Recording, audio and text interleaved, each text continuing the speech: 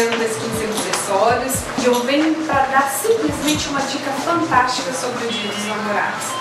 Você pode dar um cheirinho gostoso novo para ela, um perfume novo importado, um creme da Victoria's Secret, mas se fosse eu, o que eu gostaria de ganhar?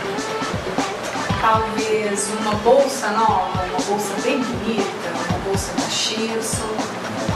Talvez eu iria gostar de um cinto novo que eu estou precisando.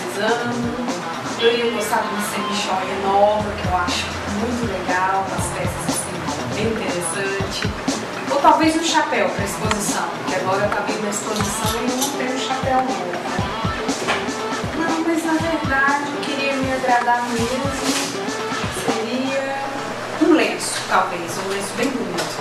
Então, as mulheres têm várias vontades ao mesmo tempo. Tem um gosto cheio, um gosto amplo. Então, qualquer presente que você escolher, você vai agradar, com certeza. Mas as nossas vendedoras no Exclusiva Acessórios estão de plantão e de mulher a gente entende também. A gente atende mulher com um monte de gosto diferente o dia todo, né? As maletas de maquiagem que acabaram de chegar tão lindas, não está dando nem tempo de colocar na vitrine e já está indo embora. Então, corra já até Exclusiva Acessórios que a gente vai estar lá, para melhor te atender. Um abraço.